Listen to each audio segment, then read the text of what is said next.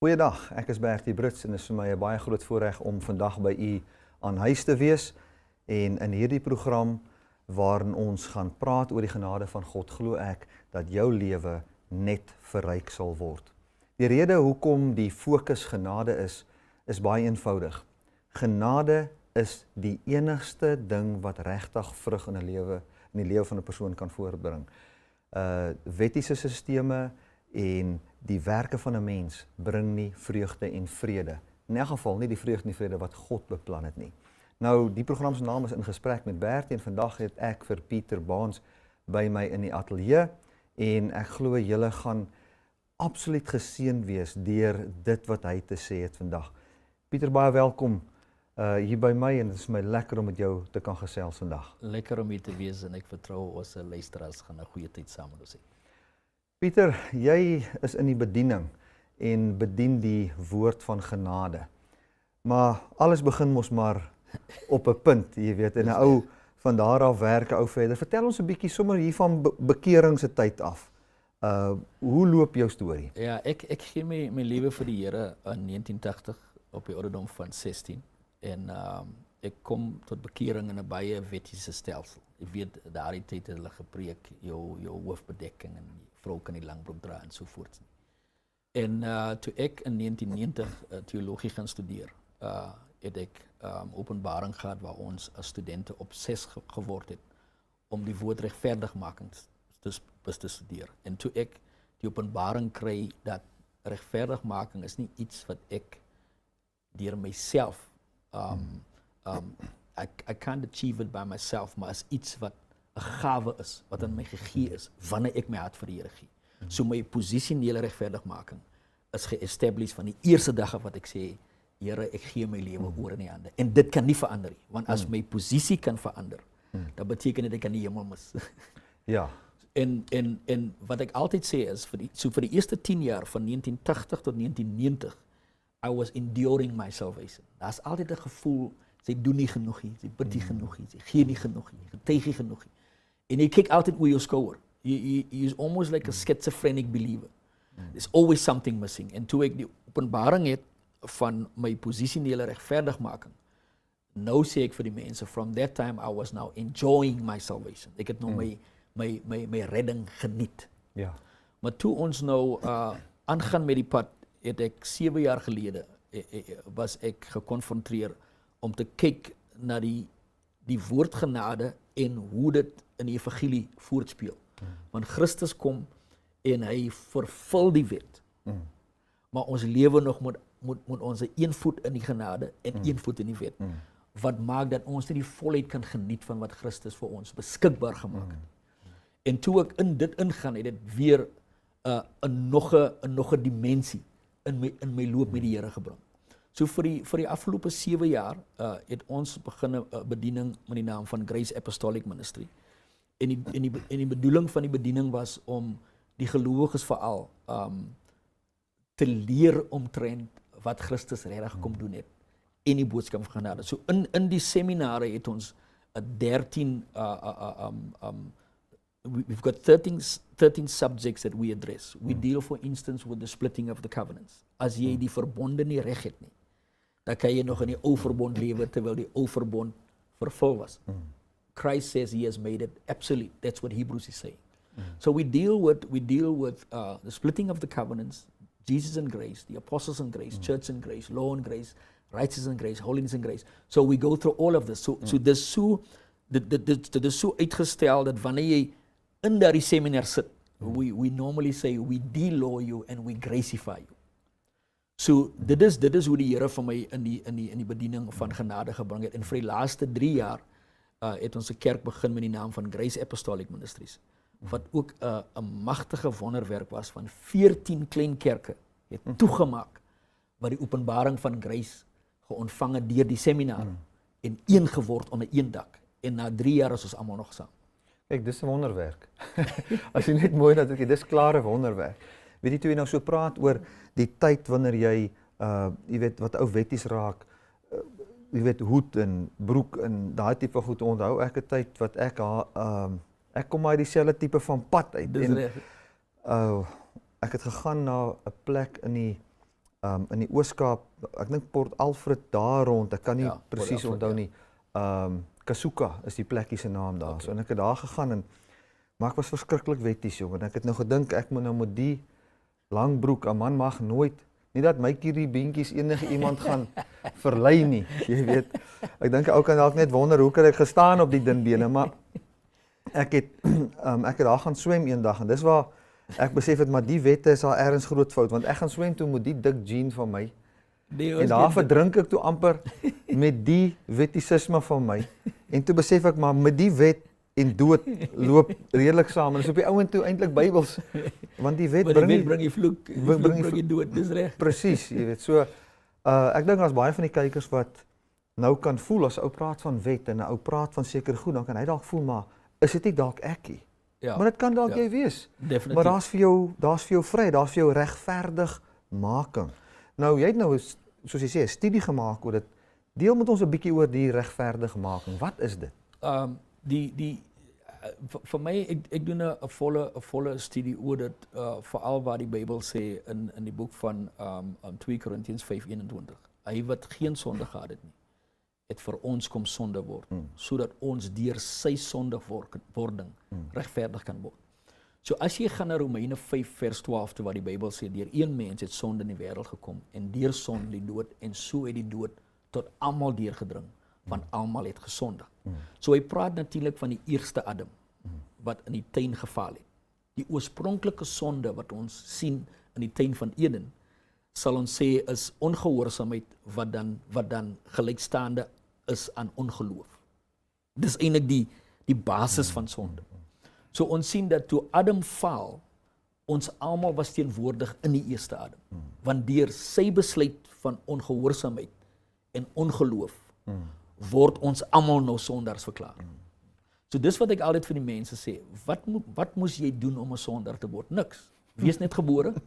I put it this way, just be born, show up, Adam did you a favor, he left you an inheritance. So as jy niks moes gedoen het om 'n sondaar te word nie, maar net om gebore te word op grond van wat Adam gedoen het, want ons almal was in die eerste Adam in die tuin. Dan sien ons Christus word nie die tweede Adam genoem nie, hy word die laaste Adam genoem. En alles wat die eerste Adam opgemors het die tweede Adam reggemaak. So nou sien ons dan dat jy hoef niks te gedoen het om regverdig te word, om 'n sondaar te word nie.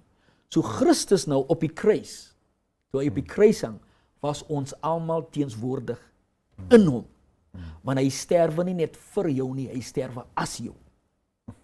Ek is gewoon die ding in Engels oorbring. Met ander woorde, Christ didn't die for you, he died as you. When he died, you died. When he was buried, you were buried. When he rose, you rose. Because he lived, you live. So now you take Christ's act of obedience. Christ's act of obedience. All of us were in Christ. When Christ was on the cross, our sin was in him because he paid for it. As hy nie vir dit betaal het, moet hy weer kom om te sterwe vir dit.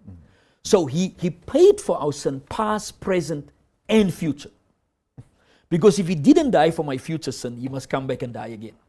So this is what I say now. As jy regverdigmaking vat, hy wat geen sonde gehad het nie, het vir ons kom sonde word, sodat ons deur sy sondigwording regverdig kan word. So Christus nou gaan in ons plek en hy sterwe ons dood op die kruis en hy vat ons sonde op hom. So in die skrif is there's an exchange. Hy word sonde, ons word regverdig. So kom ons kyk na dit in 'n teologiese vorm. Hoe het Christus sonde geword? Het hy sonde gepleeg? Nee. Het hy enigiets verkeerd gedoen? Nee. Die Bybel sê hy was in alles, he was tempted in every way yet without sin. And also Galatians 4 says he was born under the law, which means that Christ kept the law and fulfilled the law and gave the law the justice God's holiness demands. If you keep it, you fulfill it. So now we see that there's an exchange. Hy word sonde sonder om sonde te pleeg. Want hy aanvaar wat die Vader op hom plaas, wat ons sonde is. En dan sê hy, sodat ons deur sy sondigwording regverdig kan word. So hy vat my sonde en hy maak my regverdig. Ja, as hy niks gedoen het om sonde te word nie, Dis wat ek hoor wat jy sê. Jesus het niks gedoen om sonde te word nie, sodat ek niks goed hoef te doen Om regverdig om te word. regverdig te word. En dit is 'n gawe wat God aan die mens kom gee. Net deur jou geloof ontvang jy regverdigmaking as 'n gawe. En dis waar ons dit mis. Want wanneer jy jouself onder die wet sit, dan probeer jy deur jou eie, your own flesh, your own effort, you try to justify yourself or make yourself right with God. So dit is wat ek sê, wat hy in Hebreërs 10 sê, wat die Bybel praat van Christus wat dan vir ons gesterwe het deur sy vlees, wat vir ons die tempel oopgemaak het. So ons sien dan dit is hy wat in my plek staan sodat ek in sy plek kan staan. Ons het al die jare 'n lied gesing. He is all my righteousness. I stand complete in him and worship him. Now, just to bring this in the context of the church, toe ek in Transkei vir 21 jaar gepastoor het. Deur die genade van die Here as my because of my understanding of righteousness, people that fell into sin, usually people see immorality as dis an 'n groot unpardonable ding, sin. ja. By the grace of God, we were able to restore 99% of people that has fell back into their ministries on the basis of my understanding of righteousness and how the grace of God works. Because if the church cannot restore you, who can? But this is what I taught people. As jy val, hardloop terug na God toe, want jou restaurasie is in sy teenswoordigheid. Maar wanneer jy in 'n wettiese stelsel is waar mense vir jou gaan oordeel, dan hardloop jy weg van die kerk af. En my verstand, my understanding of church is that if someone is amongst us and he falls out there and he runs away from us, we're not preaching the gospel. Presies, weet jy, ek dink nou terwyl jy gesels wat jy praat van 'n ou wat as jy wet hoor en jy het 'n fout gemaak, dan hardloop jy weg. Baie mense hardloop dan nou weg. Jy weet, party mense probeer harder en harder en harder tot hy nou heeltemal moeg is. En dan so seer kry dat hy naderhand sê daar's nie 'n God nie. Dit het ek al hoeveel keer gesien. Definitief. Maar dit net aanvaarding trek 'n mens. En dit is hoekom Definitief. Jesus 'n vriend was van sondaars. Nie sondaars, die Afrikaans sê so mooi. Die Engels sê hom nie so nie, maar die Afrikaans sê hom so mooi. Hy sê die sondaars het dit hulle gewoonte gemaak om na hom toe te gaan. Ek meen as 'n ou van die baie manne as hy nou moeg is en dis sy gewoonte om op 'n Vrydag gaan stap hy daar by die bar in en hy maak vir hom 'n bier oop en hy drink 'n bier. Hoekom is dit sy gewoonte? Want daar hoor hy nie van die stuk in die yskas en die gras wat nie gesny is nie en nie van dit nie van dat nie. Hy word maar daar net aanvaar soos hy is. Ja. En sê net maar die ou se naam is Jan. Dis nou maar ou Jan en ons ken hom so en ons aanvaar hom so. En daai aanvaarding trek mense. Dis wat mense getrek het in die begin. Dit laat my dink aan ek dink toe ek eendag toe ek op 'n trein tussen ek dink ek het van New York of ergens heen gery op 'n trein, maar ek vat 'n klim die verkeerde plek af. 2 ure verby waar ek moet afklim. Nee, die verkeerde trein van daai is weg. En op pad terug, toe sit ek by so 'n trein en so 'n tafeltjie en die ou sit aan die ander kant en hy begin met my praat en hy vra vir my, "Wat doen ek vir 'n lewe?" Nou ek sê altyd vir ouens, ek verkondig die onskuld van die mens vir 'n lewe. Right. Dis wat ek doen. Dis I declare the innocence of humanity. Ja. En ek sê hy sê nou wat bedoel jy? Ek sê man, in kort, ek sê predikant. Hy sê ek wil niks met God te doen nie, sê hy net so. Ja. Ek sê wel as jy daai stelling maak kan ek seker vir jou vra hoekom? Ja. Hy sê hy kan nie glo in 'n God wat heeltyd na mense se sondes kyk, wat mense net wil doodmaak, wat vloede bring en dan droogtes bring en tornado's bring. Hy kan nie in so 'n God glo nie. Ja. Ek sê wel as dit jou ateïs maak dan sê ek ook een. Ja. Want ek glo ook nie in so 'n God nie. En toe sê hy maar hy wil niks meer kerk doen nie. Toe sê ek van wie wat? God het klaar in jou hart gesê vir jou. Daai stelsel is nie reg nie. Dis reg. En jy's al halfpad obedient. Jy het al geloop daar. Dis reg, ja. Jy het nou nog net nodig om vir iemand om vir jou nou te verduidelik van hierdie regverdigmaking wat jy so mooi vir ons verduidelik hier. Jy weet, ek wil net vir die kykers sê as jy luister na wat Pieter hierso sê en dan gaan hom vra om nou nog bietjie aan te gaan. Maar wat jy hier hoor is 'n wonderlike waarheid wat veroordeling tot sonde en die dood en ook skuldgevoel uit jou hart kan wegruim, wat kan maak dat jy met die Bybel sê ons moet vrymoediglik kom na die troon van genade. Jy moet die troon van genade bestorm soos 'n tiener 'n yskas bestorm. Ja. Dis hoe jy moet met vrymoedigheid kom. Pieter, wil jy met jou 'n bietjie praat? 'n Persoon wat nou 'n Christen is. Want baie van ons kykers is kerkmense wat sonde in sy lewe het. Hoe voel God oor daai ou? En wat se raad sal jy hom gee? You see, for me, when I teach on sin and grace, one must understand what was the original sin. It was unbelief. Unbelief. So when someone comes to Christ, he becomes a believer. The only sin that can keep you out of heaven is unbelief. In essence, if you look at it, because Adam didn't become a sinner because he smoked a joint. Yeah. Adam became a sinner because he disobeyed, which means he fell into unbelief. Now, if we had time to go into the covenants, we can show that the Abrahamic covenant was God making a corrective measure to bring us back to faith. Because in the Abrahamic covenant, all Abraham had to do was to believe. So this is where we miss it. The believer, coming back to righteousness, and I answer you this way. The believer has a position and the believer has a condition. Positional righteousness is not conduct as we understand it. Because when you live out your position, that's what is called holiness. Okay. So it is possible to be positionally righteous, but not yet refined in your lifestyle. Because your position is something that is given to you. It doesn't hinge on what you do or don't do. Remember, even Abram was blessed not based on what he did or didn't do. Hy het net geglo. Abram het 2 keer leuns vertel, maar die Here het hom nog altyd geseën. Nou, ek sê nie jy moet nou leuns gaan vertel nie. Ek sê maar net it was God's prerogative to bless Abram unconditionally. He says, I will bless you, make you great. En hy sit nie, as jy dit doen, dan gaan ek jou seën nie. Want Abraham se verbond was deur die geloof gewees. So wat jy kry is dan, the believer has a position and the believer has a condition. And this is where the church miss it. Every Sunday, you try to overcome that sinful habit in your life as a believer. But every Sunday, the preacher is nagging on your condition. So he tells you what's wrong with you. You're not holy enough, you don't live right enough, you don't come to church enough, you don't give enough. And the more he appeals to your condition, the more he appeals to your flesh to change yourself. Now, if I was able to change myself, why do I need Christ? Presies. When we preach grace, we focus not on the person's condition, we establish the person in his position. Once you know who you are, you can be. Presies. So in reality, this is how I look at the Bible. For me to be saved, what did I have to confess? Romans 10 verse 9 and 10, as ek met my mond die Here bely en met my hart glo, sal ek gered word. Now, if I must confess the solution to be saved and not the problem, because he doesn't say necessarily if I confess my sin, he says if I confess Christ. Ja.